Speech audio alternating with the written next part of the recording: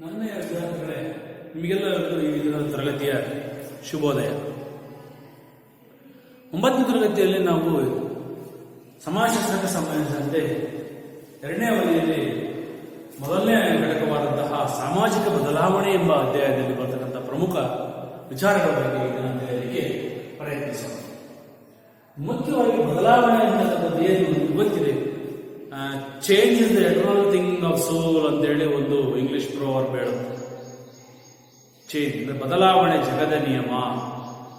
ಬದಲಾದಂಥ ಜಗತ್ತಿಗೆ ತಕ್ಕ ಹಾಗೆ ತಾನು ಕೂಡ ಬದಲಾಗಬೇಕು. ಇಲ್ಲದಿದ್ದರೆ ಪರಿಸ್ಥಿತಿಯೇ ತನ್ನನ್ನು ಅಥವಾ ನಿನ್ನನ್ನು ಬಲವಂತವಾಗಿ ಅದು ಬದಲಾಯಿಸುವಂತೆ ಪ್ರೇರೇಪಿಸುತ್ತದೆ ಅಂತಕ್ಕಂಥದ್ದನ್ನು ನಾನು ನೋಡ್ತೀನಿ.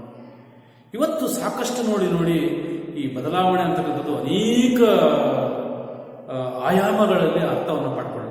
ಆರ್ಥಿಕ ಬದಲಾವಣೆ ಆಗಿರ್ಬೋದು, ಸಾಮಾಜಿಕ ಬದಲಾವಣೆ ಆಗಿರ್ಬೋದು, ರಾಜಕೀಯ ಬದಲಾವಣೆಗಳಾಗಿರ್ಬೋದು, ರಾಜಕೀಯ ಧ್ರುವೀಕರಣ ಅಂತ ಕರಿತೀವಿ, ಅಸ್ಥಿರತೆ ಅಂತ ಕರಿತೀವಿ.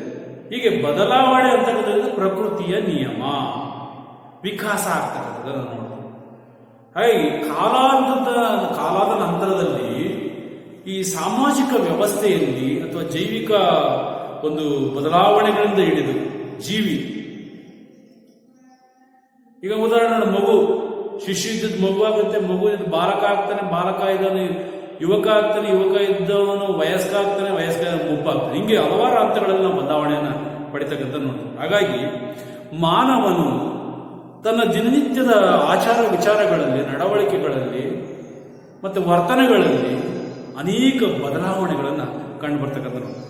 ಅವನು ಅನುಸರಿಸ್ತಕ್ಕಂಥ ಸಾಂಸ್ಕೃತಿಕ ಮೌಲ್ಯಗಳಾಗಿರ್ಬೋದು, ಅವನು ಅನುಸರಿಸ್ತಕ್ಕಂಥ ಅನೇಕ ನಂಬಿಕೆಗಳಾಗಿರ್ಬೋದು, ಅವರು ಪಾಲನೆ ಮಾಡ್ತಕ್ಕಂಥ ಸಾಂಸ್ಕೃತಿಕ ನಿಯಮಗಳಾಗಿರ್ಬೋದು, ಅವುಗಳೆಲ್ಲವುಗಳಲ್ಲಿ ಉಂಟಾಗಿರತಕ್ಕಂತಹ ಬದಲಾವಣೆಯನ್ನು ನಾವು ಸಾಮಾಜಿಕ ಬದಲಾವಣೆ ಅಂತ ಹೇಳ್ತಾರೆ. ಹಾಗಾಗಿ ಇಲ್ಲಿ ಸಾಮಾಜಿಕ ಬದಲಾವಣೆ ಅಂತಂದ್ರೆ ಏನಪ್ಪಾ ಅಂತಂದ್ರೆ, ಸಾಮಾನ್ಯವಾಗಿ ಸಮಾಜದಲ್ಲಿ ಮಾನವನ ಸಾಮಾಜಿಕ ಮೌಲ್ಯಗಳು ಮತ್ತು ಸಾಂಸ್ಕೃತಿಕ ನಿಯಮಗಳಲ್ಲಿ ಅಥವಾ ಸಾಂಸ್ಕೃತಿಕ ಆಚಾರ ವಿಚಾರ ನಂಬಿಕೆಗಳಲ್ಲಿ, ಅವನ ಸಾಂಸ್ಕೃತಿಕ ನಡವಳಿಕೆಗಳಲ್ಲಿ ಉಂಟಾಗಿರುವಂತಹ ಬದಲಾವಣೆಯನ್ನ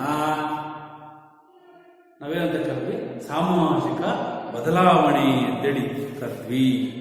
ಇದು ಸಾಮಾಜಿಕವಾದರೂ ಆಗಿರ್ಬೋದು, ಆರ್ಥಿಕ ಸಂರಚನೆಯಲ್ಲಿ ಆಗಿರ್ತಕ್ಕಂಥ ಬದಲಾವಣೆಯೂ ಕೂಡ ಆಗಿರ್ಬೋದು. ಇನ್ನು ನಾವು ಬದಲಾವಣೆಯ ವೇಗವನ್ನು ಹೆಂಗೆ ಅಳಿತೀವಿ ಅಥವಾ ವೇಗವನ್ನು ಯಾವ ದೃಷ್ಟಿಕೋನದಲ್ಲಿ ನೋಡ್ತೀವಿ ಅಂತಂದ್ರೆ, ಸಮಾಜದಲ್ಲಿ ಶೈಕ್ಷಣಿಕವಾಗಿ, ಆರ್ಥಿಕವಾಗಿ, ವೈಜ್ಞಾನಿಕವಾಗಿ, ಸಾಮಾಜಿಕವಾಗಿ ಮತ್ತು ತಾಂತ್ರಿಕ ಆವಿಷ್ಕಾರಗಳು ಇಲ್ಲಿ ಬದಲಾವಣೆಯ ವೇಗವನ್ನು ಹೆಚ್ಚಿಸ್ತಾವೆ. ಮೊದಲೆಲ್ಲ ಮಾನವ ನೋಡು ಸೈಕಲ್ನಲ್ಲಿ ಪ್ರಯಾಣ ಮಾಡ್ತಿದ್ದ ಒಂದು ಸ್ಥಳದಿಂದ ಸ್ಥಳಕ್ಕೆ, ಇವತ್ತು ಬೈಕ್ ಇಟ್ಕೊಂಡಿದ್ದಾನೆ. ಮೊದಲು ಈ ರೀತಿ ಮೊಬೈಲ್ಗಳಿರಲಿಲ್ಲ, ಈಗ ಬದಲಾವಣೆಗಳಾಗಿವೆ. ಇನ್ನು ಮೊಬೈಲ್ ಬಂದ ನಂತರ ಇನ್ನೂ ನಮ್ಮ ನಡವಳಿಕೆಗಳಲ್ಲಿ, ವರ್ತನೆಗಳಲ್ಲಿ, ನಮಗೆ ವೇಷಭೂಷಣ ಹಾವಭಾವಗಳಲ್ಲಿ ಸಾಕಷ್ಟು ಅಜಗಜಾಂತರವಾದಂತಹ ಬದಲಾವಣೆಗಳನ್ನು ನೋಡ್ತಾರೆ. ಕೊರೋನಾ ನಂತರ ನೋಡಿ, ಕೊರೋನಾ ಬರೋದಕ್ಕಿಂತ ಮೊದಲು ಹೆಂಗಿತ್ತು, ಕೊರೋನಾ ಬಂದ ನಂತರ ಆರೋಗ್ಯದಲ್ಲಿ ಎಷ್ಟು ಬದಲಾವಣೆಗಳ.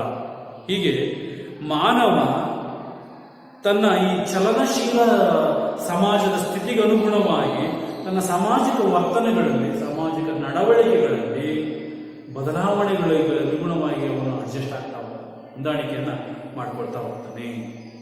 ಹಾಗಾಗಿ ಬದಲಾವಣೆ ಪ್ರಮುಖವಾಗಿ ಇಲ್ಲಿ 2 ರೀತಿಯಲ್ಲಿ ನಡೀತಾ ಹೋಗುತ್ತೆ.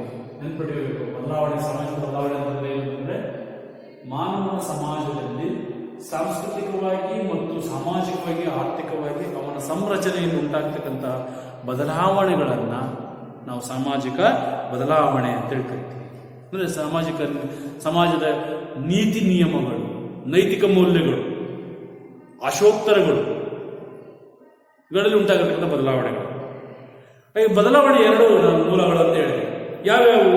ಒಂದು ಪ್ರಕೃತಿದತ್ತವಾಗಿ ಉಂಟಾಗ್ತಕ್ಕಂತಹ ಬದಲಾವಣೆ, ಪ್ರಾಕೃತಿಕ ಬದಲಾವಣೆ. ಹೇಗೆ? ಉದಾಹರಣೆ ಭೂಕಂಪ,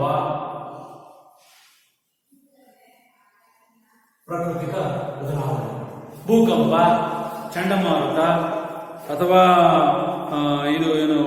ನೈಸರ್ಗಿಕ ವಿಕೋಪಗಳು, ಅವುಗಳ ಮೂಲಕ ಕೂಡ ಉಂಟಾಗ್ತಕ್ಕಂಥದ್ದು, ಪ್ರವಾಹಗಳು ಉಂಟಾಗ್ತಕ್ಕಂಥದ್ದು, ಬರಗಾಲ ಬರ್ತಕ್ಕಂಥದ್ದು ಅಥವಾ ಸಾಂಕ್ರಾಮಿಕ ರೋಗಗಳು ಬರ್ತಕ್ಕಂಥದ್ದು, ಇವನ್ನ ಪ್ರಾಕೃತಿಕವಾದಂತಹ ಕಾರಣಗಳು ಬದಲಾವಣೆಗೆ ಅಂಶಗಳು. ಅಂದ್ರೆ ಬದಲಾವಣೆಗೆ ಕಾರಣ ಪ್ರಾಕೃತಿಕ ಬದಲಾವಣೆ. ಯಾವ್ಯಾವ ಹೇಳಿದನು? ಉದಾಹರಣೆ ಪ್ರಕೃತಿ ವಿಕೋಪ, ಪ್ರಕೃತಿ ವಿಕೋಪಗಳು, ಪ್ರವಾಹಗಳು, ಮೂರನೇದಾಗಿ ಸಾಂಕ್ರಾಮಿಕ ರೋಗಗಳು. ಉದಾಹರಣೆ ಕೊರೋನಾ ಬಂದು ನೋಡು ಹೀಗೆ ಆರೋಗ್ಯ ಕ್ಷೇತ್ರ ಬದಲಾವಣೆ ಆಗಿರ್ತಕ್ಕಂಥದ್ದು. ಹಾಗಾಗಿ ಇವುಗಳಿಂದ ಸಮಾಜದ ಬದುಕಿನಲ್ಲಿ ಉಂಟಾಗ್ತಕ್ಕಂಥ ಬದಲಾವಣೆಯನ್ನ ನಾವು ಸಾಮಾಜಿಕ ಬದಲಾವಣೆ ಅಂತ ಹೇಳ್ಬೋದು. ಉದಾಹರಣೆಗೆ ಇತ್ತೀಚೆಗೆ ನೋಡಿ, ಈಗ ವಾತಾವರಣದಲ್ಲಿ ಏನಾಗಿದೆ, ಮಳೆ ಹೆಚ್ಚಾಗಿ ಅತಿವೃಷ್ಟಿ ಬರಗಾಲ ಉಂಟಾಯಿತು, ಅಥವಾ ಜಾಗತಿಕ ತಾಪಮಾನ ಹೆಚ್ಚಾಗಿದೆ. ಈ ಜಾಗತಿಕ ತಾಪಮಾನ ಹೆಚ್ಚಳದಿಂದ ಅನೇಕ ಪ್ರಾಕೃತಿಕ ಬದಲಾವಣೆಗಳನ್ನು ನೋಡ್ತಾರೆ. ಹಸಿರುಮನೆಯ ಪರಿಣಾಮ ಆಗಿದೆ. ವಾತಾವರಣದಲ್ಲಿ ಓಝೋನ್ ಪದರದಲ್ಲಿ ಬಿರುಕು ಬಿಟ್ಟಿರ್ತಕ್ಕಂಥದ್ದು. ಇನ್ನೊಂದು ಎರಡನೇದಂತಂದ್ರೆ ಬದಲಾವಣೆಗೆ ಕಾರಣ ಅಂದ್ರೆ ಮಾನವನ ಚಲನಶೀಲತೆ. ಎರಡನೇದು ಪ್ರಾಕೃತಿಕ ಕಾರಣ ಮಾನವನ ಚಲನಶೀಲತೆ. ಅಂದ್ರೆ ಒಂದು ಸ್ಥಳದಿಂದ ಇನ್ನೊಂದು ಸ್ಥಳಕ್ಕೆ, ಉದಾಹರಣೆ ಗ್ರಾಮೀಣ ಪ್ರದೇಶದಿಂದ ನಗರಕ್ಕೆ, ನಗರ ಪ್ರದೇಶದಿಂದ ಮೆಟ್ರೋಪಾಲಿಟನ್ ಸಿಟಿಗಳಿಗೆ, ಹೀಗೆ ಚಲನಶೀಲತೆಯಿಂದಲೂ ಕೂಡ. ಮತ್ತು ಕ್ರಿಯಾಶೀಲತೆ, ಮಾನವನ ಚಲನಶೀಲತೆ ಹಾಗೂ ಕ್ರಿಯಾಶೀಲತೆ ಅಂದ್ರೆ ಯಾವ ರೀತಿ ಅಂತಂದ್ರೆ ವೈಜ್ಞಾನಿಕವಾಗಿ ಅನೇಕ ಆವಿಷ್ಕಾರಗಳು ಉಂಟಾಗ್ತಕ್ಕಂಥದ್ದು. ನೋಡಿ, ಬಟ್ಟೆಯನ್ನು ಮೊದಲು ಸೋಪ್ ಹಚ್ಚಿ ಒಗೆಯತಕ್ಕಂತಹ ಪ್ರವೃತ್ತಿ, ಈಗೆಲ್ಲ ಯಂತ್ರಗಳು ಬಂದಿವೆ. ಅಥವಾ ಅಡಿಗೆ ಮಾಡ್ತಕ್ಕಂಥದ್ರಲ್ಲಿ ಮಿಕ್ಸರ್ ಗ್ರೈಂಡರ್ ಪಾತ್ರ, ಇವುಗಳ ಪಾತ್ರ, ಇವೆಲ್ಲವೂ ಕೂಡ ಮಾನವನ ಕ್ರಿಯಾಶೀಲತೆಯಿಂದ ಉಂಟಾಗಿರ್ತಕ್ಕಂಥ ಬದಲಾವಣೆ. ಇನ್ನು ಚಲನಶೀಲತೆ ಒಂದು ಸ್ಥಳದಿಂದ ಇನ್ನೊಂದು ಸ್ಥಳಕ್ಕೆ ಅವನು ವರ್ಗಾವಣೆ ಆಗಿರ್ತಕ್ಕಂಥದ್ದನ್ನು ನೋಡ್ತೀವಿ. ಉದಾಹರಣೆ ನೋಡಿ, ಈಗ ಗುಲಾಮಗಿರಿ ಮತ್ತೆ ಜೀತಾ ಪದ್ಧತಿ ಅವೆಲ್ಲ ಮೊದಲಿದ್ದು, ಈಗಿಲ್ಲ, ಎಲ್ಲ ನಮ್ಮ ಮಾಯ ಆಗಿದೆ. ಹಾಗಾಗಿ ಈ ಮತ್ತೆ ಅನೇಕ ಚಳುವಳಿಗಳ ಮೂಲಕ ಕೂಡ ಸಾಮಾಜಿಕವಾಗಿ ಬದಲಾವಣೆಗಳು. ಉದಾಹರಣೆ ಅಸ್ಪೃಶ್ಯತೆ ಹಿಂದೆ ಇತ್ತು, ಇವತ್ತು ಅದು ಮಾಯ ಆಗಿದೆ ಸಮಾಜದಲ್ಲಿ, ಮುಟ್ಟಿಸಿಕೊಳ್ಳಲಾಗದಂತಹ. ಹಾಗಾಗಿ ನಾಗರಿಕ ಮತ್ತೆ ನಂತರ ಮಹಿಳಾ ಹಕ್ಕುಗಳು, ದಲಿತರ ಹಕ್ಕುಗಳು, ನಾಗರಿಕ ಹಕ್ಕುಗಳ ರಕ್ಷಣೆ ಅಂತಕ್ಕಂಥದ್ದು ಮಾಡಿಕೊಳ್ಳಲಿಕ್ಕೆ ಇವತ್ತು ಅನೇಕ ಹೊಸ ಹೊಸ ಕಾನೂನುಗಳು ಬಂದಿರ್ತವೆ. ಇಂದು ವರದಕ್ಷಿಣೆ ಕೊಡೋದು ಅದು ಕಾನೂನಿಗೆ ವಿರುದ್ಧವಾಗಿ ಇರುತ್ತೆ. ಇವತ್ತು ಅದು ಕಾನೂನಿಗೆ ನಿಷೇಧ ಮಾಡಿರ್ತಕ್ಕಂಥ ವರದಕ್ಷಿಣೆ ನಿಷೇಧ ಕಾಯ್ದೆ. ಹೀಗೆ ಬದಲಾವಣೆ ಅಂತಕ್ಕಂಥದ್ದು ಮಾನವನ ಚಲನಶೀಲತೆಯಿಂದ ಮತ್ತು ಕ್ರಿಯಾಶೀಲತೆಯಿಂದ ಅನೇಕ ಆಡಳಿತಾತ್ಮಕ ಸುಧಾರಣಾ ಕ್ಷೇತ್ರಗಳ ಮೂಲಕವೂ ಕೂಡ ಉಂಟಾಗ್ತಕ್ಕಂಥದ್ದನ್ನು ನೋಡ್ತೀವಿ. ಇದು ಸಮಾಜದ ಸಂರಚನೆ ಕಾರ್ಯಗಳ ಸಂಬಂಧಗಳಲ್ಲಿ ಬದಲಾವಣೆಗಳನ್ನು ತರಲಿಕ್ಕೆ ಸಹಕಾರಿಯಾಗಿದೆ.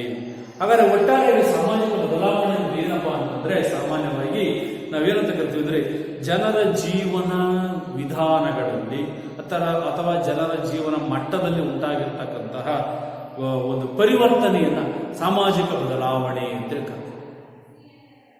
ಅದರಲ್ಲಿ ಮುಖ್ಯವಾಗಿ ಸಮಾಜಶಾಸ್ತ್ರಜ್ಞರಾದಂತಹ ಆರ್.ಎಂ. ಮೆಗೇವರ್ ಮತ್ತು C.H. ಪೇಜ್ ಅವರು ಏನ್ ಹೇಳ್ತಾರೆ ಅಂದ್ರೆ, ಸಾಮಾಜಿಕ ಸಂಬಂಧಗಳಲ್ಲಿ ಉಂಟಾಗಿರುವಂತಹ ಬದಲಾವಣೆಯನ್ನ ಸಾಮಾಜಿಕ ಬದಲಾವಣೆಗಳು ಅಂತ ಹೇಳ್ತಾರೆ.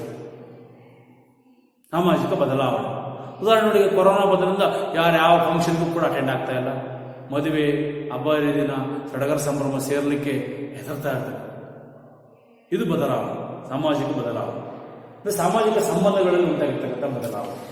ಮೊದಲೆಲ್ಲ ಅಜ್ಜ, ಅಜ್ಜಿ, ತಾತ, ಮಕ್ಕಳು, ಮೊಮ್ಮಕ್ಕಳು ಅಂತಂದ್ರೆ ಎಲ್ಲಾ ಕಡೆ ಒಂದು ಸೇರಿ ಅವ್ರ ಹಬ್ಬ ಹರಿದಿನ. ಇವತ್ತು ಅವ್ರ ಗಂಡ, ಹೆಂಡತಿ, ಒಂದು ಮಗು, ನ್ಯೂಕ್ಲಿಯರ್ ಫ್ಯಾಮಿಲಿ ಹೆಚ್ಚು ಆದ್ಯತೆ. ಹೀಗೆ ಸಾಮಾಜಿಕ ಸಂಬಂಧಗಳಲ್ಲಿ ಉಂಟಾಗಿರುವ ಪರಿವರ್ತನೆಯೇ ಸಾಮಾಜಿಕ ಬದಲಾವಣೆ ಅಂತೇಳಿ ಮೆಕೇವರ್ ಮತ್ತು C.H. ಪೇಜ್ ಅವರು ಕರೆದರು. ಹಾಗಾದ್ರೆ ಬದಲಾವಣೆ ಲಕ್ಷಣಗಳೇನು? ಮೊದಲನೇ ನಿರಂತರ, ಈಗಲೂ ಇರುತ್ತೆ, ಮುಂದೆನೂ ಇರುತ್ತೆ, ಹಿಂದೆನೂ ಇರುತ್ತೆ, ಅದು ರೂಪಾಂತರಗೊಂಡು ಬಂದಿರತಕ್ಕಂಥದ್ದು. ಹಾಗಾಗಿ ಸಾಮಾಜಿಕ ಬದಲಾವಣೆ ಇದು ನಿರಂತರ ಮತ್ತು ಸಾರ್ವತ್ರಿಕವಾದದ್ದು. ಎರಡನೇ ಎಲ್ಲ ಸಮಾಜಗಳಲ್ಲೂ ಕೂಡ ಕಂಡು ಬರುತ್ತೆ. ಆದಿವಾಸಿ ಸಮಾಜಗಳಲ್ಲೂ ಇತ್ತು, ನಗರ ಸಮಾಜದಲ್ಲೂ ಇದೆ, ಗ್ರಾಮೀಣ ಸಮಾಜದಲ್ಲೂ ಇದೆ, ಮತ್ತು ಮೆಟ್ರೋಪಾಲಿಟನ್ ಸಿಟಿಗಳಲ್ಲೂ ಕೂಡ ಬದಲಾವಣೆ ಅಂತಕ್ಕಂಥದ್ದು ಆಗ್ತಲೇ ಇರ್ತಕ್ಕಂಥದ್ದನ್ನು ನೋಡ್ತೀವಿ. ಮೂರನೇದಾಗಿ ಸಾಮಾಜಿಕ ಬದಲಾವಣೆಯ ರೂಪ ಮತ್ತು ಗತಿ ಒಂದೇ ದಿಕ್ಕಿನಲ್ಲಿ ಅವು ಸಾಕ್ತಾ ಹೋಗ್ತವೆ. ಅಥವಾ ಒಂದೇ ರೀತಿಯಲ್ಲಿ ಇರೋದಿಲ್ಲ, ಒಂದೇ ರೀತಿ ಇರುವುದಿಲ್ಲ. ದಿಕ್ಕು ಮತ್ತೆ ರೂಪ ಒಂದೇ ರೀತಿ ಇರುವುದಿಲ್ಲ. ನಾಲ್ಕನೇದಾಗಿ ಸಾಮಾಜಿಕ ಪ್ರಕ್ರಿಯೆಗಳ ಸರಪಳಿಗಳು ಸಾಮಾಜಿಕ ಬದಲಾವಣೆಗಳನ್ನ ಸೃಷ್ಟಿ ಮಾಡುತ್ತವೆ. ಸಾಮಾಜಿಕ ಪ್ರಕ್ರಿಯೆ ಸರಪಳಿಗಳು ಸಾಮಾಜಿಕ ಬದಲಾವಣೆಯನ್ನ ಮಾಡ್ತೀವಿ. ಇದೊಂದು ನಿರಂತರ ಪ್ರಕ್ರಿಯೆ ಅಂತ ಹೇಳಿದ್ವಿ ನಾವು. ಅರ್ಥ ಆಯ್ತಲ್ಲ ಮಕ್ಕಳೇ? ಈ ಸಾಮಾಜಿಕ ಬದಲಾವಣೆ ಅಂತಕ್ಕಂಥದ್ದು ನಿರಂತರ ಪ್ರಕ್ರಿಯೆ ಆಗಿದ್ದರಿಂದ ಸಮಾಜದಲ್ಲಿ ಬದಲಾವಣೆಗೆ ಸೃಷ್ಟಿಯನ್ನ ಮಾಡಿಕೊಡ್ತಕ್ಕಂಥದ್ದನ್ನ ನೋಡ್ತೀವಿ. ಈಗ ನೋಡಿ, ಅದಕ್ಕೆ ಸಮಾಜಶಾಸ್ತ್ರಜ್ಞರಾದಂತಹ ಪರ್ಕ್ ಮತ್ತು ಬರ್ಗೇಸ್ ಅಂತಕ್ಕಂಥವರು 4 ವಿಧಗಳ ಮೂಲಕ ಸಾಮಾಜಿಕ ಪ್ರಕ್ರಿಯೆಗಳಲ್ಲಿ ಸಾಮಾಜಿಕ ಬದಲಾವಣೆಗಳು ಆಗುತ್ತೆ. ಹೇಗೆ? 1 ಸಂಘರ್ಷ, 2 ಹೊಂದಾಣಿಕೆ, 3 ಸಹಕಾರ, 4 ಸಹಜೀವನ, 5 ಸ್ಪರ್ಧೆ. ಸಂಘರ್ಷ ಹೆಂಗೆ ಇದು ಸಾಮಾಜಿಕ ಪ್ರಕ್ರಿಯೆಗಳು ಅಂತಂದ್ರೆ ನೋಡಿ, ಯಾರ್ಯಾರು ಹೇಳಿದಾರೆ ಇದನ್ನ ಅಂತಂದ್ರೆ ಸಮಾಜಶಾಸ್ತ್ರಜ್ಞರಾದ ಪಾರ್ಕ್ ಮತ್ತು ಬರ್ಗೇಸ್. ಪಾರ್ಕ್ ಮತ್ತೆ ಬರ್ಗೇಸ್ ಅಂತ ಹೇಳ್ತಾರೆ.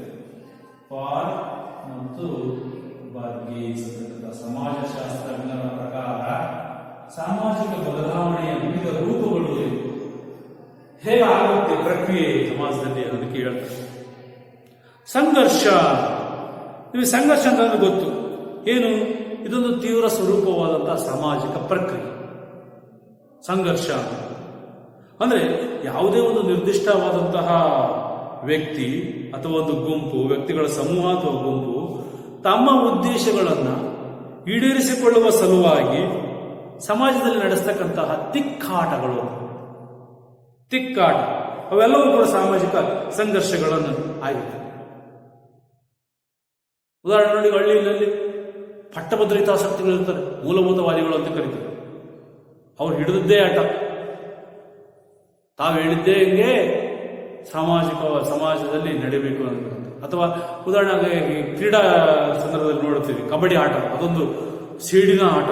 ನೋಡು, ಕಬಡ್ಡಿ ಆಟವನ್ನು ಆಡುವಾಗ 2 ತಂಡಗಳು ಕೂಡ ಅಂಕವನ್ನು ಪಡೆಯಲು ಪ್ರಯತ್ನವನ್ನು ಮಾಡಿ ಸೆಣಸಾಡುತ್ತಿರುತ್ತೆ. ಆದರೆ ಅಲ್ಲಿ ಯಾವ ತಂಡ ಗೆಲುವನ್ನು ಸಾಧಿಸುತ್ತೆ ಬಹಳ ಮುಖ್ಯ. ಹಾಗಾಗಿ ಸಾಮಾಜಿಕ ಬದಲಾವಣೆಯಲ್ಲೂ ಕೂಡ ಇದೇ ಸೇಡಿನ ತಿಕ್ಕಾಟಗಳು ನಡೀತಾ ಇರ್ತಕ್ಕಂಥದ್ದನ್ನು ನೋಡ್ತಾ ಇದ್ದೀವಿ.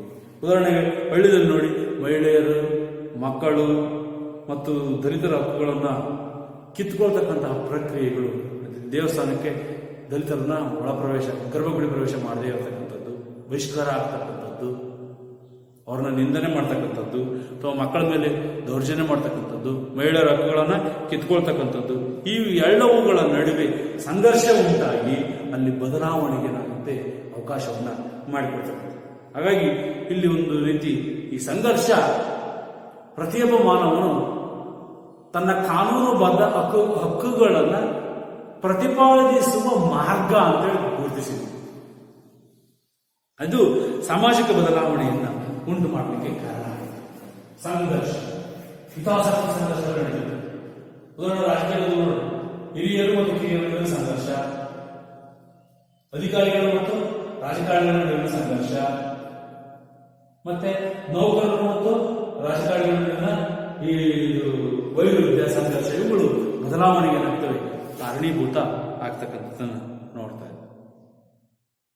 ನೆಕ್ಸ್ಟ್, ಎರಡನೇದಾಗಿ ಹೊಂದಾಣಿಕೆ. ಸಂಘರ್ಷ ಹೊಂದಾಣಿಕೆ, ಅಡ್ಜಸ್ಟ್ಮೆಂಟ್. ನೋಡಿ, ಸಾಮಾಜಿಕ ಬದಲಾವಣೆಗೆ ಈ ಯಾವ ರೀತಿ ಸಂಘರ್ಷ ಎಷ್ಟು ಮುಖ್ಯವೋ ಅದೇ ರೀತಿ ಹೊಂದಾಣಿಕೆನೂ ಕೂಡ ಮುಖ್ಯ.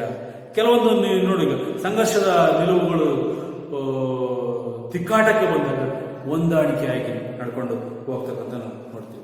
ಹಾಗಾಗಿ ಸಂಘರ್ಷಗಳು ಕೇವಲ ಸಂಘರ್ಷಗಳಾಗಿಯೇ ಅಂತ್ಯ ಆಗದೆ ಕೆಲವೊಮ್ಮೆ ಏನಾಗ್ತವೆ, ಹೊಂದಾಣಿಕೆಯಿಂದ ಅವು ಪರಿಹಾರ ಆಗ್ತಕ್ಕಂಥದ್ದನ್ನು ನೋಡ್ತೀವಿ. ಎಲ್ಲಿ ಈಗ ಉದಾಹರಣೆಗೆ ಹಳ್ಳಿಗಾಡಿನಲ್ಲಿ ನೋಡಿ, ಸವರ್ಣೀಯರು ಮತ್ತು ದಲಿತರ ನಡುವೆ ಸಂಘರ್ಷಗಳಿರ್ತವೆ. ಆ ಸಂಘರ್ಷಗಳೇನಾಗ್ತವೆ ಮತ್ತೆ ಸಾಮರಸ್ಯದ ಮೂಲಕ ಹೊಂದಾಣಿಕೆಯಿಂದ ಜಾತ್ರೆಗಳಲ್ಲಿ, ಹಬ್ಬರಿದಿನಗಳಲ್ಲಿ ಒಗ್ಗೂಡ್ತಕ್ಕಂಥ ಪ್ರಕ್ರಿಯೆ, ಅಥವಾ ಚುನಾವಣೆ ಸಂದರ್ಭದಲ್ಲಿ ಹೊಂದಾಣಿಕೆ ಆಗ್ತಕ್ಕಂಥ ಪ್ರಕ್ರಿಯೆ, ಇವು ಬದಲಾವಣೆಗೆ ಏನಾಗ್ತವೆ, ನಾಂದಿ ಆಗ್ತಕ್ಕಂಥ ನೋಡ್ತೀವಿ.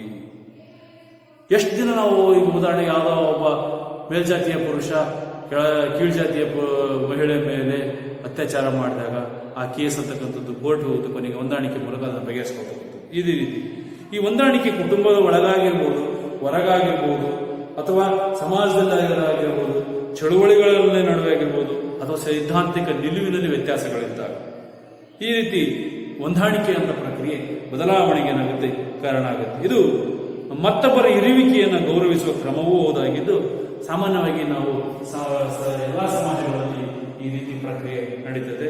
ಇದು ಸಮಾಜದಲ್ಲಿ ಏನ್ ಮಾಡ್ತದೆ ಅಂತಂದ್ರೆ ಶಾಂತಿ, ಸಹಬಾಳ್ವೆ ಮತ್ತು ನೆಮ್ಮದಿಯ ಜೀವನವನ್ನು ನಡೆಸಲಿಕ್ಕೆ ಕಾರಣ.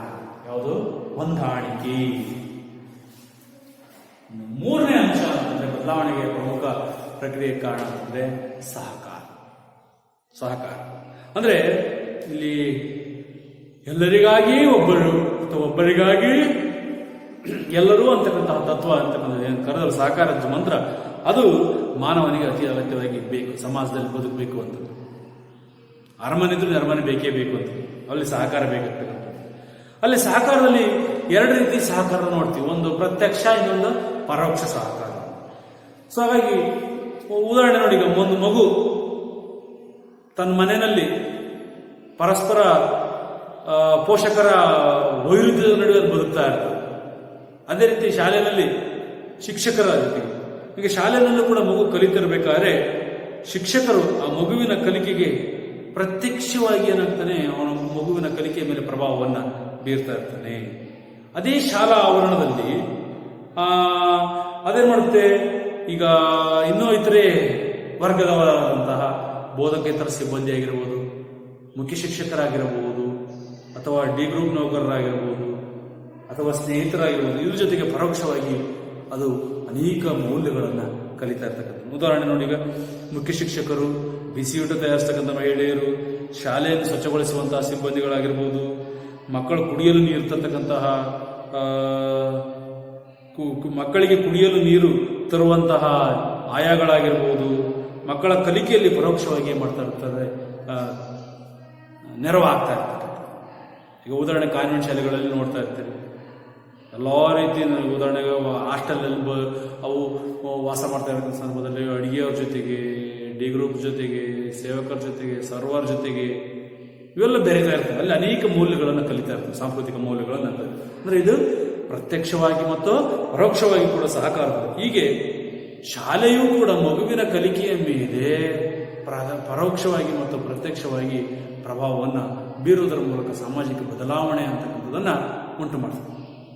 ಆ ಶಾಲಾ ಪರಿಸರ, ಶಿಕ್ಷಕರ ನಡವಳಿಕೆ, ಅವರ ವರ್ತನೆ, ಅವರ ಹಾವಭಾವ ಇವು ಕೂಡ, ಆಮೇಲೆ ಮಗು ಏನಾದರೂ ತಪ್ಪು ಮಾಡಿದರೆ ಅದಕ್ಕೆ ನೈತಿಕವಾಗಿ ಬೆಂಬಲ ನೀಡತಕ್ಕಂತಹ ಒಂದು ವಾತಾವರಣವನ್ನು ಸೃಷ್ಟಿ ಮಾಡುವಂತಹ ಶಿಕ್ಷಕ ವರ್ಗ, ಶಾಲೆ, ಸಮಾಜ, ಸಮುದಾಯ ಈ ಸಾಮಾಜಿಕ ಬದಲಾವಣೆಗೆ ಸಹಕಾರಿಯಾಗಿದೆ.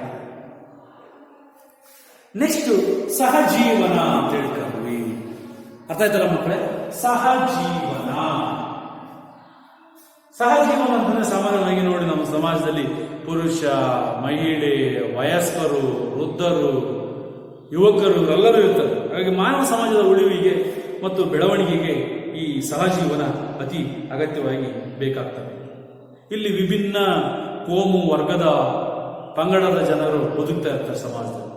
ಹಾಗಾಗಿ ಸರ್ವಧರ್ಮ ಸಮಾಜವಾದಿ ಪ್ರಜಾಸತ್ತಾತ್ಮಕ ಒಂದು ಆಶಯಗಳನ್ನು ಹೊಂದಿರತಕ್ಕಂತಹ ಸಮಾಜದಲ್ಲಿ ಇಲ್ಲಿ ನಮ್ಮ ಸಂವಿಧಾನದಲ್ಲಿ 14ನೇ ವಿಧಿಯಲ್ಲಿ ಹೇಳ್ತಿದೆ ಅಂತ, ಕಾನೂನಿನ ಎಲ್ಲರೂ ಕೂಡ ಸಮಾನರು, ಕಾಯ್ದೆಯಲ್ಲಿ ಎಲ್ಲರೂ ಕೂಡ ಸಮಾನ, ಯಾರೂ ಮೇಲಲ್ಲ, ಯಾರೂ ಕೂಡ ಕೀಳಲ್ಲ. ಇಲ್ಲಿ ಶ್ರೀಮಂತರಿಗೆ ಒಂದು ನ್ಯಾಯ ಅಥವಾ ಬಡವರಿಗೆ ಒಂದು ನ್ಯಾಯ ಅನ್ನೋದಿಲ್ಲ. ಹಾಗಾಗಿ ಇಲ್ಲಿ ಲಿಂಗ ತಾರತಮ್ಯತೆ ಮತ್ತು ವರ್ಗ ತಾರತಮ್ಯತೆ ಅಥವಾ ಜಾತಿ ತಾರತಮ್ಯತೆ ಮಾಡಬಾರ್ದು ಅಂತಕ್ಕಂಥದ್ದನ್ನು ಸಂವಿಧಾನದಲ್ಲಿ ಅಳವಡಿಸಿಕೊಂಡಿದ್ದೇವೆ.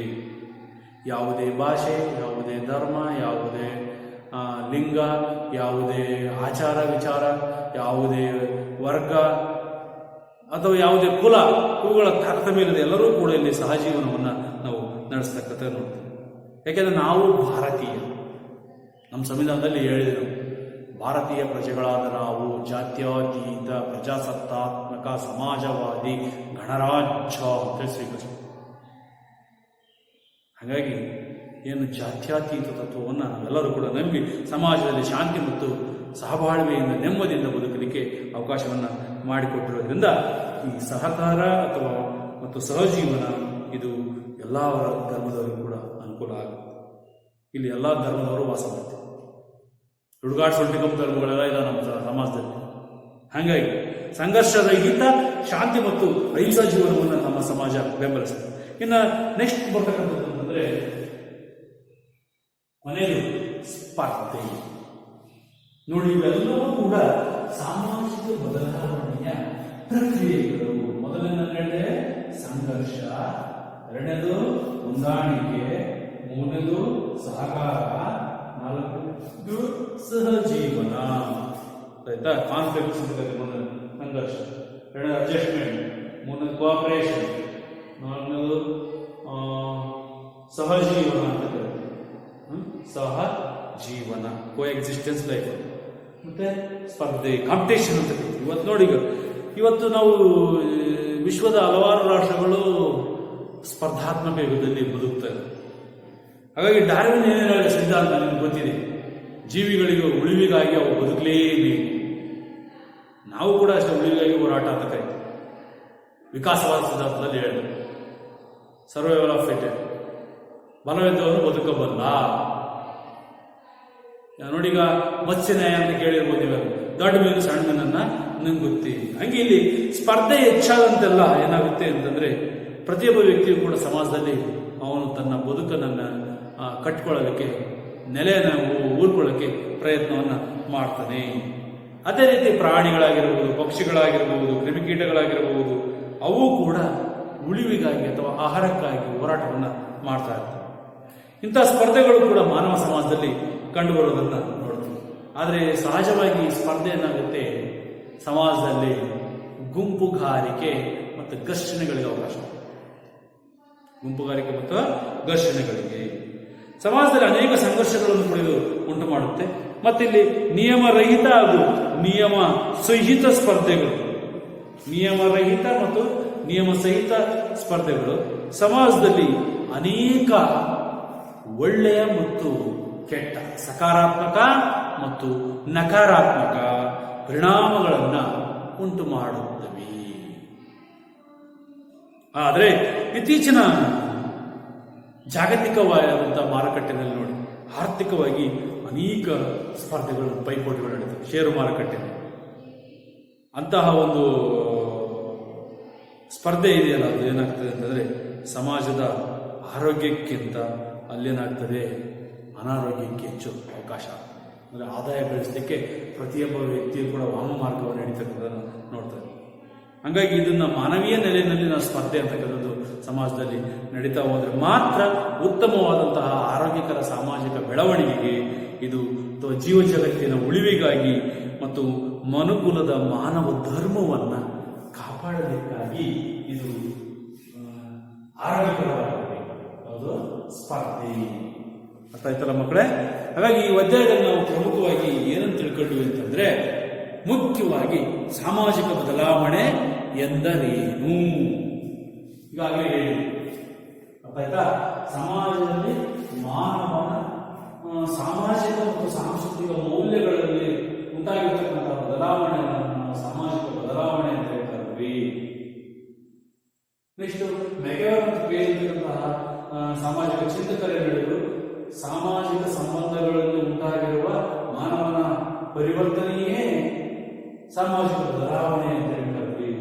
ಬದಲಾವಣೆಗೆ, ಸಾಮಾಜಿಕ ಬದಲಾವಣೆಗೆ ಎರಡು ಕಾರಣಗಳಿವೆ. ಏನು? ಪ್ರಾಕೃತಿಕ ಕಾರಣಗಳು, ಅಂದ್ರೆ ಪ್ರಕೃತಿ ವಿಕೋಪ ಆಗಿರ್ಬೋದು, ಭೂಕಂಪ ಆಗಿರ್ಬೋದು, ಪ್ರವಾಹಗಳಾಗಿರ್ಬೋದು, ಅಥವಾ ನೈಸರ್ಗಿಕ ದುರಂತಗಳು ಅಂತ ಹೇಳ್ತೇವೆ, ಅಗ್ನಿಯವಘಗಳ, ಅವು ಬದಲಾವಣೆ. ಎರಡನೇ ಕಾರಣ ಮಾನವನ ಚಲನಶೀಲತೆ ಮತ್ತು ಕ್ರಿಯಾಶೀಲತೆ. ಅಂದ್ರೆ ಒಂದು ಕಡೆ ಇನ್ನೊಂದು ಕಡೆಗೆ ಅವನ ಸ್ಥಳಾಂತರಗೊಂಡು ತನ್ನ ಸಾಮಾಜಿಕ ಅಂತಸ್ತನ್ನು, ಸಾಮಾಜಿಕ ಮೌಲ್ಯಗಳನ್ನು ಬದಲಾವಣೆ ಮಾಡಬೇಕು. ಮತ್ತೆ ಇನ್ನೊಂದು ಕ್ರಿಯಾಶೀಲತೆ, ಆವಿಷ್ಕಾರಗಳನ್ನು ಪರಿವರ್ತನೆ. ಸುಮಂಗಲ ಗುಡಿಸಲು ವಾಸ ಮಾಡ್ತಾ ಇವತ್ತು ಮನೆಗಳನ್ನು ಕಟ್ಟಿಸ್ಕೊಡ್ತಾರೆ. ಅಂಚಿನ ಮನೆಗಳಿಗೆ ಆಸ್ತಿ ಮನೆಗಳು ಬಂದಿದ್ದಾವೆ, ಬಾಂಗ್ಲಾಗಳು ಬರ್ತಾ ಇದ್ದಾವೆ. ಈ ರೀತಿ ಕಚ್ಚಾ ಮನೆಗಳಿಗೆ ಪಕ್ಕಾ ಮನೆಗಳಾಗಿ ಬರ್ತಾ ಇರ್ತವೆ. ಇದಿಷ್ಟು ಈ ಕ್ರಿಯಾಶೀಲತೆ. ನೆಕ್ಸ್ಟ್ ಲಕ್ಷಣಗಳು ಬಂದಾಗ ನನಗೆ ನಿರಂತರತೆ, ಸಾರ್ವತ್ರಿಕತೆ, ರೂಪಗತಿ ಮತ್ತು ಒಂದೇ ರೀತಿ ಇರುವುದಿಲ್ಲ. ಆ ಪ್ರಕ್ರಿಯೆ ಸರಪಣಿ ಅಂತಕ್ಕಂಥದ್ದು ಸಮಾಜದಲ್ಲಿ ಬದಲಾವಣೆಯನ್ನು ಸೃಷ್ಟಿಸುವಂತಹ ವೇದಿಕೆಯನ್ನ ನಿರ್ಮಾಣ ಹಾಗಾದರೆ ಪರ್ಕ್ ಮತ್ತು ಬಾರ್ಗೇಸ್ ಮತ್ತು ಸಮಾಜಶಾಸ್ತ್ರಗಳಲ್ಲೂ ಸಾಮಾಜಿಕ ಬದಲಾವಣೆ ಅನ್ನುವುದು ಮುಖ್ಯವಾಗಿ ಈ 5 ಪ್ರಕ್ರಿಯೆಗಳ ಮೂಲಕ ನಡೀತದೆ ಅಂತ ಹೇಳಿದರು. ಯಾವುದಾದ್ರು? ಮೊದಲನೇದಾಗಿ ಸಂಘರ್ಷ. ಅಂದ್ರೆ ನೋಡಿ ಹೆಂಗ್ ನಡೀತದೆ ಅಂದ್ರೆ ಸಂಘರ್ಷ, ಉಳಿವಿಗಾಗಿ ಹೋರಾಟ, ಸಂಘರ್ಷಗಳು ಕೂಡ ಒಮ್ಮೆ ಮಾಡ್ತವೆ ಸಮಾಜದಲ್ಲಿ ಸಾಮಾಜಿಕ ಬದಲಾವಣೆಯನ್ನು ಉಂಟು ಮಾಡ್ತವೆ. ಈಗ ಉದಾಹರಣೆಗೆ ಹಳ್ಳಿ ಜನ ಏನ್ ಮಾಡ್ತಾರೆ, ಸಿಟಿಗೆ ಹೋಗ್ತಾರೆ, ಸಿಟಿಯಲ್ಲಿ ಹೊಂದಾಣಿಕೆ ಆದರೆ ವಾಪಸ್ ಮತ್ತೆ ಹಳ್ಳಿಗೆ ಬರ್ತಾರೆ, ಅದು ಸಂಘರ್ಷ, ಉಳಿವಿಗಾಗಿ. ಅದೇ ಎರಡನೇ ಹೊಂದಾಣಿಕೆ. ಅನೇಕ ಹಿತಾಸಕ್ತಿಗಳಲ್ಲಿ ನಮಗೆ ಒದಗಿಕೊಳ್ಳಲು ಆಹಾರ ಪದ್ಧತಿಯಲ್ಲಿ ವ್ಯತ್ಯಾಸಗಳಿರ್ತದೆ, ಉಡುಗೆ ತೊಡುಗೆಗಳಲ್ಲಿ, ವೇಷಭೂಷಣಗಳಲ್ಲಿ ಸಂಘರ್ಷಗಳು, ಹೊಂದಾಣಿಕೆ ಮಾಡಿಕೊಳ್ಳೋದು, ಸಹಕಾರ, ಒಬ್ರಿಗೊಬ್ಬರು ಸಹಕಾರ ಪ್ರತ್ಯಕ್ಷವಾಗಿ ಪರೋಕ್ಷವಾಗಿ. ಉದಾಹರಣೆಗೆ ನಮ್ಮ ಮಗು ಮನೆಯ ಪರಿಸರಕ್ಕೆ ಹೊಂದಿಕೊಳ್ಳಲ್ಲ, ಶಾಲಾ ಪರಿಸರಕ್ಕೆ ಹೊಂದಿಕೊಳ್ಳಲ್ಲ, ಸಮುದಾಯ ಪರಿಸರಕ್ಕೆ ಹೊಂದಿಕೊಳ್ಳಲ್ಲ, ಅಥವಾ ಫ್ರೆಂಡ್ಸ್ ಜೊತೆಗೆ ಅಲ್ಲೆಲ್ಲವೂ ಕೂಡ ಬೇರೆ ಸಹಕಾರ. ಇನ್ನು ಸಹಜೀವನ, ಇಲ್ಲಿ ವಿವಿಧ ಸಮುದಾಯ, ವಿವಿಧ ಕೋಮು, ವಿವಿಧ ವರ್ಗ, ಜಾತಿ, ಪಂಗಡ, ಕುಲ ಅವ್ರ ಜೊತೆಗೆ ಹೊಂದಾಣಿಕೆಯನ್ನು, ಸಹಜೀವನವನ್ನು ನಡೆಸಬೇಕು. ಕೊನೆಯಾಗಿ ಸ್ಪರ್ಧೆ, ಆರೋಗ್ಯಯುತವಾದ ಸ್ಪರ್ಧೆ. ಆರ್ಥಿಕ ಕ್ಷೇತ್ರದಲ್ಲಿ ಇವತ್ತು ಪ್ರಪಂಚದ ವಿವಿಧ ರಾಷ್ಟ್ರಗಳು ಸುಧಾರಣೆ, ಅಭಿವೃದ್ಧಿಯಾಗಲಿಕ್ಕೆ ಪ್ರಯತ್ನವನ್ನು ಮಾಡ್ತಾರೆ. ಉದಾಹರಣೆ ನೋಡಿ, ನಾರ್ವೆ ಅಂತಕ್ಕಂಥದ್ದು ಅಭಿವೃದ್ಧಿಯಲ್ಲಿ ಅದನ್ನ ಮಧ್ಯರಾತ್ರಿ ಸೂರ್ಯ ಉದಯಿಸುವ ನಾಡು ಅಂತ ಕರೀತಾರೆ. ಭಾರತ ತೃತೀಯ ಜಗತ್ತಿನ ರಾಷ್ಟ್ರಗಳಲ್ಲಿ ಮುಂಚೂಣಿಯಲ್ಲಿ. ಇಲ್ಲಿನ ನಮ್ಮ ಸಾಮಾಜಿಕ ಕ್ಷೇತ್ರದಲ್ಲಿ ಅನೇಕ ಸುಧಾರಣೆಗಳ, ರಸ್ತೆ, ಕುಡಿಯ ನೀರು, ಚರಂಡಿ, ಮೌಲ್ಯಗಳು, ಆಚಾರ ವಿಚಾರಗಳು, ನಡೆನುಡಿಗಳು, ಬಹಳ ಧಾರ್ಮಿಕ ಶ್ರದ್ಧೆಯುಳ್ಳಂತಹ ಜನ ಭಾರತೀಯರು. ಆದರೂ ಕೂಡ ನಾವು ಬದಲಾವಣೆಯಿಂದ ಬೇಗನೆ ಕೊಂಡ್ಕೊಡ್ತಕ್ಕಂಥದ್ದನ್ನು ನೋಡ್ತೇವೆ. ಹಾಗಾಗಿ ಈ ಸಮಾಜದಲ್ಲಿ ಪ್ರತಿಯೊಬ್ಬ ವ್ಯಕ್ತಿಯೂ ಕೂಡ ತಮ್ಮ ಸೌಲಭ್ಯಗಳನ್ನು ಮತ್ತೆ ತಮ್ಮ ಹಕ್ಕುಗಳನ್ನು ಕಿತ್ತುಕೊಂಡಾಗ ಉಂಟಾಗ್ತಕ್ಕಂತಹ ವ್ಯತ್ಯಾಸಗಳಿಗನುಗುಣವಾಗಿ ನಾವು ಬದಲಾವಣೆ ಆಗಬೇಕಾಗುತ್ತೆ. ಬದಲಾವಣೆ ಜಗದ ನಿಯಮ. ಬದಲಾದ ಜಗತ್ತಿಗನುಗುಣವಾಗಿ ಮಾನವರು ತಮ್ಮ ಸಮಾಜದಲ್ಲಿ ನಡವಳಿಕೆಗಳನ್ನು, ಮೌಲ್ಯಗಳನ್ನು ಮತ್ತು ಆಚಾರ ವಿಚಾರಗಳನ್ನು ಕೂಡ ಬದಲಾಯಿಸಿಕೊಳ್ತಾರೆ. ನೋಡಿ, ಮದುವೆ ಅಂತಕ್ಕಂಥ ಒಂದು ಕಾರ್ಯಕ್ರಮ ಮೊದಲು ಹೇಗಿತ್ತು, ಈಗ ಹೇಗಿದೆ, ಮುಂದೆ ಏನು ಆಗ್ಬೋದು. ಸಾವಿರಾರು ಜನ ಸೇರ್ತಿದ್ರು. ಇವತ್ತು ಕೊರೋನಾ ಬಂದ್ರಿಂದ 40 ಜನ 100 ಜನ ಇಷ್ಟೇ ಚೌಟ್ರಿಗಳಲ್ಲಿ ಮಾಡೋದು ಬಂದು ಇವು ಮನೆಗಳಲ್ಲೇ ಸಿಂಪಲ್ ಆಗಿ ಅವರ ನೆರೆಹೊರೆಯವರು ಮತ್ತೆ ಬಂಧು ಬಳಗ ಸೇರ್ಕೊಂಡು ಮಾಡ್ತಿರ್ತಾರೆ. ಇದು ಬದಲಾವಣೆ. ಮತ್ತಿವತ್ತು ನೆಂಟರೆಷ್ಟರು ಹಬ್ಬ ಹರಿದಿನಗಳಿಗೆ ಸೇರ್ತಿದ್ರು. ಇವತ್ತು ಏನಾಗ್ತದೆ, ಕೊರೋನಾ ಬಂದ್ರಿಂದ ಯಾರು ಕೂಡ ಅವ್ರ ಮನೆಗೆ ಹೋಗ್ತಾ ಇಲ್ಲ, ಇವರು ಕೂಡ ಅವ್ರ ಮನೆಗೆ ಹೋಗ್ತಿಲ್ಲ, ಅವರು ಇವ್ರ ಮನೆಗೆ. ಇದು ಕೊರೋನಾ ಗುಂಪು ಹೀಗೆ ಇದು ಕೂಡ ಬದಲಾವಣೆ. ಮುಂದೆ ಏನಾಗುತ್ತೆ ಗೊತ್ತು ನೋಡಿ, 1ನೇ ಅಲೆ, 2ನೇ ಅಲೆ, 3ನೇ ಅಲೆ, ಆಗಸ್ಟ್ ತಿಂಗಳಿಗೆ ಬರೋ ಅನ್ಸತ್ತೆ. ಹೀಗೆ ಸಾಮಾಜಿಕ ಬದಲಾವಣೆ ಅಂತಕ್ಕಂಥದ್ದು ನಿರಂತರವಾಗಿ ಮತ್ತು ಸ್ಪರ್ಧಾತ್ಮಕವಾಗಿ ವಿವಿಧ ಸಮಾಜಗಳಲ್ಲಿ ವಿವಿಧ ರೀತಿಯಲ್ಲಿ ಅದು ಆಗ್ತಾ ಇರುತ್ತೆ ಅನ್ನೋದನ್ನ ಸಮಾಜಶಾಸ್ತ್ರಜ್ಞರು ತಿಳಿಸ್ಕೊಟ್ಟಿದ್ದಾರೆ. ಅರ್ಥ ಆಯ್ತಲ್ಲ ಮಕ್ಕಳೇ? ಇಷ್ಟು ಈ ಪ್ರಶ್ನೆಗಳು ಹೇಗಿರ್ತವೆ ಅಂತಂದ್ರೆ, ಸಾಮಾಜಿಕ ಬದಲಾವಣೆ ಅಂದರೆ ಏನು, ಸಾಮಾಜಿಕ ಬದಲಾವಣೆಗೆ ಪ್ರಮುಖ ಕಾರಣಗಳು ಯಾವುವು.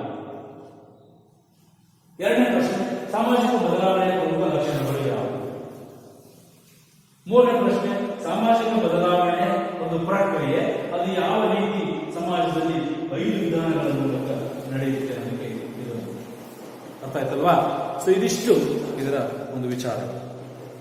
ಅಥವಾ ಇನ್ನೂ 2 ಪ್ರಶ್ನೆಗಳು, ಸ್ಪರ್ಧೆ ದಿನೇ ದಿನೇ ಹೆಚ್ಚಾಗಲಿಕ್ಕೆ ಕಾರಣವೇನು, ಅಥವಾ ನಾವು ಹೇಳಿದ್ರೆ ಸಂಘರ್ಷ ಅಂತ, ಸಂಘರ್ಷದ ಅನುಕೂಲಗಳೇನು ಮತ್ತು ಅನಾನುಕೂಲಗಳೇನು,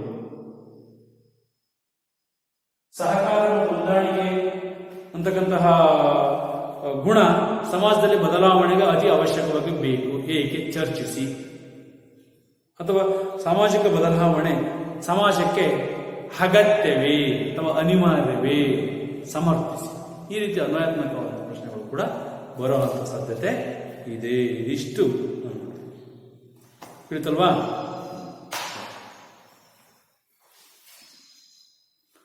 ಇನ್ನು ನೆಕ್ಸ್ಟ್ ಬಂದಾಗ ಇಲ್ಲಿ ನಾನು ಈಗಾಗಲೇ ಹೇಳಿದ ಹಾಗೆ ಪ್ರಾಕೃತಿಕ ಕಾರಣಗಳು ಅಂತ ಇದಾಯಿತು, ಮತ್ತೆ ಮಾನವನ ಇನ್ನೊಂದು ಚಲನಶೀಲತೆ, ಕ್ರಿಯಾಶೀಲತೆ ಅಂತೇಳಿ ಇವೆರಡು ಕಾರಣಗಳಿಂದ ಸಾಮಾಜಿಕ ಬದಲಾವಣೆ ಹೇಗೆ ಉಂಟಾಗುತ್ತೆ ಅನ್ನೋದನ್ನ ನೀವು ಸೂಕ್ಷ್ಮವಾಗಿ ಅರ್ಥ ಮಾಡ್ಕೊಳ್ಬೇಕು. ಹಾಗೆಯೇ ಇಲ್ಲಿ ಬರ್ಕ್ ಮತ್ತು ಬರ್ಗೇಸ್ ಅವರ ಪ್ರಕಾರ ಸಾಮಾಜಿಕ ಬದಲಾವಣೆಯ ಪ್ರಕ್ರಿಯೆಗಳು ಯಾವುವು ಅಂತ ಹೇಳಿ ಕೇಳಿದಾಗ ಇವು 1 ಸಂಘರ್ಷ, 2 ಹೊಂದಾಣಿಕೆ, 3 ಸಹಕಾರ, 4 ಸಹಜೀವನ, 5 ಸ್ಪರ್ಧೆ. ಸಾಮಾಜಿಕ ಬದಲಾವಣೆ ಅರ್ಥ ಮತ್ತು ಸ್ವರೂಪ ಅಂತಂದಾಗ ಮೇಲಿನ ಹೇಳಿದ ಬರೀಬೇಕಾಗ್ತದೆ. ಯಾವ ಯಾವ ಸಮಾಜದಲ್ಲಿ ಹೇಗೆ ಆಗ್ತದೆ ಅಂತಕ್ಕಂಥದ್ದು ಇದಿಷ್ಟು ಇದರ ಪ್ರಮುಖ ವಿಚಾರ. ನಿಮಗೆ ಅದಕ್ಕೆ 9ನೇ ತರಗತಿಯಲ್ಲಿ ಇದು 1ನೇ ಅಧ್ಯಾಯದಲ್ಲಿ ಬದಲಾವಣೆ ಅಂತಕ್ಕಂಥದ್ದು ಪ್ರಕೃತಿಯ ನಿಯಮ, ನಿರಂತರವಾಗಿ ಮತ್ತು ನಿಯಮಿತವಾಗಿ ಇದು ಸಾಮಾಜಿಕ ಬದಲಾವಣೆ ವಿವಿಧ ಸ್ತರ ಮತ್ತು ಸ್ವರೂಪಗಳಲ್ಲಿ ಆಗುತ್ತಿರುತ್ತದೆ ಅಂತ ಹೇಳೋ ವಿಚಾರವನ್ನ ನೀವು ಅಲ್ಲಿ ಬರೀಬೇಕಾಗ್ತದೆ. ಅರ್ಥ ಆಯ್ತಲ್ಲ?